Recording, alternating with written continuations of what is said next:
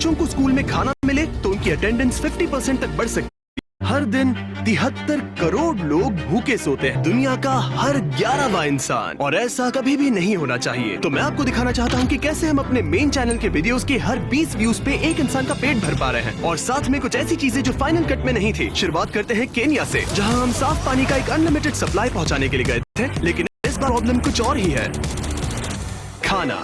Studies से हमें ये पता चला कि अगर बच्चों को स्कूल में खाना मिले तो उनकी अटेंडेंस 50% तक बढ़ सकती है और उनके एग्जाम स्कोर्स भी 20% तक इंप्रूव हो सकते हैं। अब इसकी वजह से आगे इस वीडियो में मैं ये पूछने निकल पड़ा कि यहाँ खाने की इतनी कमी क्यों है, और जो मैंने जाना उससे मैं दंग रह गया। ये दुनिया की सबसे स्टूपिड प्रॉब्लम है। कैरल, जो यहाँ के कई स्कूल्स की प्रिंसिपल हैं, वो बता रही थी कि जब बच्चे मालनरिश्ड होते हैं तो रिसेस में खेलने के बजाय वो बस पड़े रहते हैं। जब आप स्कूल में आते हो तो वो कमजोर दिखते हैं, उनमें ताकत नहीं होती है। ब्रेक टाइम में भी बस चुपचाप बैठे होते हैं, खेलने की ताकत नहीं होती है। लेकिन जैसे ही सबको खाना मिला, पूरा माहौल ही जैसे मानो बदल सा गया। क्या तुम्हें खाना पसंद आया? हाँ। बच्चे हंस रहे थे, इधर उधर दौड़ रहे थे, एक दूसरे के साथ खेल रहे थे। ठीक है, ये सब उसका पीछा कर रहे हैं। मुझे नहीं लगता इन्होंने पहले कभी ड्रोन देखा है, शायद मैंने एक कल्ट बना लिया है। ठीक है, आज शायद केन्या में हमारा तीसरा दिन है। ये एक लो इनकम वाला एरिया है। स्कूल्स की हालत भी कल वाले स्कूल से ज्यादा खराब है। इन बच्चों को स्कूल में खाना नहीं मिलता, तो आज इनकी जिंदगी में बहुत बड़ा बदलाव आने वाला है। इनमें से ज्यादातर बच्चों को कम कैलोरीज मिलती है, लेकिन इसके बाद ये अपने स्कूल में रोज पेट भर के खाना खा पाएंगे। वो ज्यादा सीख पाएंगे, अच्छे से बढ़ पाएंगे और कम बीमार पड़ेंगे, और जरूरी बात यह है कि वो खुश रहेंगे, जो कि हमारी ख्वाहिश है। शुरू करें? ठीक है, मैं एक और स्कूल में आया हूँ जहाँ करीब 500 से ज्यादा बच्चे हैं। दिखाओ सबको। अगली बार मुर्गियों को लात मत मारना। दो।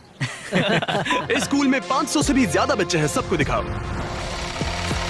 हजारों और बच्चों को खाना खिलाने के बाद हमने उन्हें उनके भविष्य के लिए तैयार किया। उन्हें वो सब कुछ दिया जिनकी उन्हें जरूरत हो सकती है। निकलने से पहले हमारे बिहाइंड द सीन्स टीम को केन्या के टॉप यूनिवर्सिटीज का एक्सक्लूसिव टूर मिला, जहां मुझे कुछ बिजनेस स्टूडेंट्स से बात करने का मौका मिला।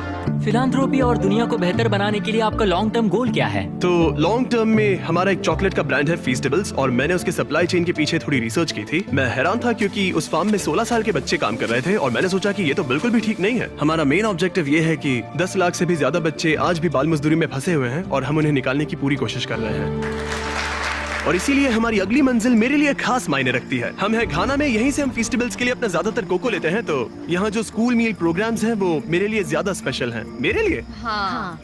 Thank you. ये सच में अमेजिंग है कि ये कम्युनिटी हमारा शुक्रिया अदा करने के लिए ऐसे समारोह आयोजित कर रहे हैं, वो भी खाने जैसी चीज के लिए जो उन्हें पहले ही मिल जानी चाहिए थी। मैं स्वागत करता हूँ जिमी, उन्हें मिस्टर बीस्ट भी कहा जाता है। Please welcome. Thank you. Thank you. जैसा कि मैंने कहा, मैं इस खाने के प्रोग्राम को शुरू करने और इस कम्युनिटी में डेवलपमेंट करवाने के लिए बहुत एक्साइटेड हूँ, और मुझे आप सबके साथ काम करने में बहुत खुशी होगी। मुझे यहाँ बुलाने और इस सम्मान के लिए बहुत बहुत शुक्रिया। ये हमारा पारंपरिक केंते हैं, और हम तुम्हें केंते में लपेटेंगे ताकि हम तुम्हारा सम्मान कर सके। हाँ, अब हाथ ऊपर उठाओ। तो अब तुम इस गांव के उप प्रधान हो। आते हैं, और उनके बच्चे अक्सर काम में इसीलिए लगते हैं ताकि उनका परिवार भूखा ना सोए। हम फेस्टिवल्स में कड़ी मेहनत इसीलिए कर रहे हैं ताकि सभी किसानों को लिविंग इनकम रेफरेंस प्राइस दे सके और चाइल्ड लेबर को खत्म कर सके।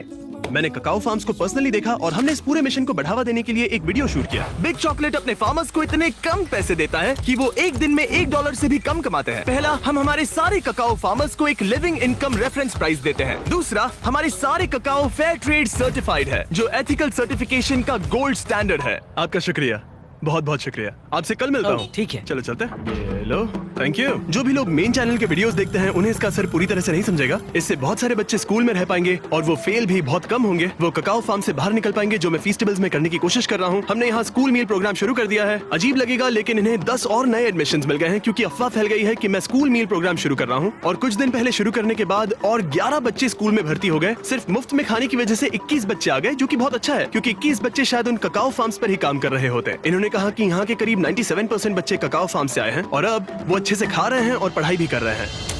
पिछले कुछ सालों में हमने दूसरों की जिंदगी बदलने में हर संभव कोशिश की है, जैसे अफ्रीका में 100 कुएं खुदवाना, दुनिया भर में 100 घर बनवाना, और 2000 लोगों को फिर से चलने में मदद करना। और 73 फिलैंथ्रोपी वीडियोस के बाद और आप सबकी मदद की वजह से हम इन प्रोजेक्ट्स के ऊपर 9 करोड़ से भी ज्यादा खर्च कर पाए हैं। और भले ही आपको ज्यादा लग सकता है, लेकिन अभी भी बहुत सारा काम बाकी है। और जहाँ एक तरफ अफ्रीका जैसे देशों में खाना कम पड़ रहा है, वहीं अमेरिका में बहुत खाना बर्बाद हो रहा है। तुमने अपनी जिंदगी में कितनों को खाना खिलाया है? कम से कम 30 से 50 लाख लोगों को। वाह क्या बात है। हाँ, यकीन नहीं होता है ना। ये है एवन और पिछले 6 सालों से ये एक शेयरिंग एक्सेस नाम की नॉन प्रॉफिट ऑर्गेनाइजेशन बनाने में लगा है। इसका मकसद है बचे हुए खाने को बर्बाद होने से रोकना और फिर उसे जरूरतमंद लोगों तक पहुंचाना। और अब तक इसने 53,000 मेट्रिक टन खाना बर्बाद होने से बचाया है। और ये सब पॉसिबल हो पाया है वॉलंटियर्स, डोनेशंस और इस बड़े से वेयर हाउस की मदद से। सिर्फ ये एक बिल्डिंग ही 14 फुटबॉल मैदानों के बराबर है। Oh my इसके God. अंदर 7 लाख स्क्वायर फीट का रेफ्रिजरेटेड वेयर हाउस स्पेस है। मुझे नहीं पता था कि इतनी लंबी बिल्डिंग्स भी होती हैं। जरा देखो ये कितनी लंबी है। और ये तो बस एक सेक्शन है, यहाँ ऐसी बहुत सारी है। हर साल जितनी बेहिसाब मात्रा में खाना लैंडफिल्स में फेंका जाता है, अगर उसी को बचा लिया जाए तो खाने की सारी तकलीफ ही मिट सकती है। और एवन से बात करने के बाद मुझे इसके पीछे की वजह साफ साफ समझ आने लगी। पिछले 3 सालों में हमने सिर्फ एक बिल्डिंग से 10,000 मैट्रिक टन फल और सब्जियां बांटे और हैं। 3 साल हाँ। पहले ये सब कचरे में जा रहा हाँ, था। हर साल करीब 4,500 मैट्रिक टन का खाना फेंका जाता था और हाँ। इसके पीछे 10 लाख डॉलर्स खर्च किए जाते थे। ये दुनिया की सबसे स्टूपिड चीजों में से एक है। पर हमारे पास एक ऑर्गेनाइजेशन है जो खाना बना के ये देती एक शानदार आइडिया है, लेकिन सवाल यह है कि किसी ने ये पहले क्यों नहीं है। किया? हमें यानी कंज्यूमर्स को इस बारे में कोई जानकारी नहीं होती है। हाँ। वो लोग खाने को ट्रकों में भर कर बस फेंक देते हैं क्योंकि उनके लिए वो ज्यादा आसान होता है। हम रोज सुबह जल्दी उठकर उन ट्रकों से पहले स्टोर में पहुंचकर खाना लेने जाते हैं। एक बॉक्स भर के खाना जिसे वो फेंकते थे, उनके उसमें $100 लगते थे। हमने यहाँ कम से कम $15 लाख के कचरे के खर्च को बचाया है। सिर्फ अमेरिका में ही हर साल लगभग 60 करोड़ मेट्रिक टन खाना बर्बाद हो जाता है, यानी कि हर साल करीब 2 एम्पायर स्टेट बिल्डिंग्स के बराबर खाना। और एवन जैसे लोग इस संख्या को कम करने के लिए स्मार्ट और किफायती तरीके ढूंढ रहे हैं। तो आज हमारे लिए क्या प्लान है? तो आज हम शेयरिंग एक्सेस के एक दिन के जीवन के बारे में जानेंगे। हम थोड़ा खाना बचाएंगे, sorting करेंगे, उस खाने को पकाएंगे जिसे हमने बचाया है Okay. और फिर उसे लोगों में हाँ, बांटेंगे। हर एक दिन एवन तुम्हें वो एक्स्ट्रा खाना देता है जो वरना फेंक दिया जाता। उस खाने के हिसाब से रेसिपी तैयार करके बड़े पैमाने पर बनाते हो और जरूरतमंद लोगों को बांट देते हो। तुमने बिल्कुल सही कहा। मुफ्त में? हाँ। क्यों? ये मेरे अतीत का एक हिस्सा है। पहले मैं बेघर था, मैं काफी समय तक ड्रग्स और शराब से जूझ रहा था और मुझे पता है कि भूखा सोना कैसा होता है। बस इस वीडियो को शूट करने के दौरान हमने यहाँ की रसोई में 300 मील्स तैयार किए, लेकिन मेन चैनल के वीडियो को मिलने वाले ढेरों व्यूज के कारण शेफ मैट हजारों लोगों के पेट भर पाएगा। नोलन, मुझे लगता है कि हमें और मिर्च की जरूरत पड़ेगी। क्या तुम मेरे साथ आओगे? ओके। तो तुम्हें मिर्च वहाँ मिलेगी, ठीक है? वहाँ अंदर। हाँ। क्या तुमने नोलन को फ्रीजर में बंद कर दिया? बस थोड़ी देर के लिए, ज्यादा अब से नहीं। तुम मेरे फेवरेट शेफ हो। अरे कहाँ चले गए? कोई मुझे बाहर निकालो। वहाँ क्या हो रहा है? हमने फिलाडेल्फिया में पूरे 2 दिन बिताए, तैयारियां करने में, शूटिंग में और बहुत सारा खाना बांटने में। और जब वहाँ का काम खत्म हुआ, हम इस ऑपरेशन को मेरे होम स्टेट नॉर्थ कैरोलिना में ले गए, जहाँ जाकर हमने वहाँ की कम्युनिटी में भी खाना बांटा। यहाँ हर कार को इस बचाए हुए खाने का एक बॉक्स मिलेगा।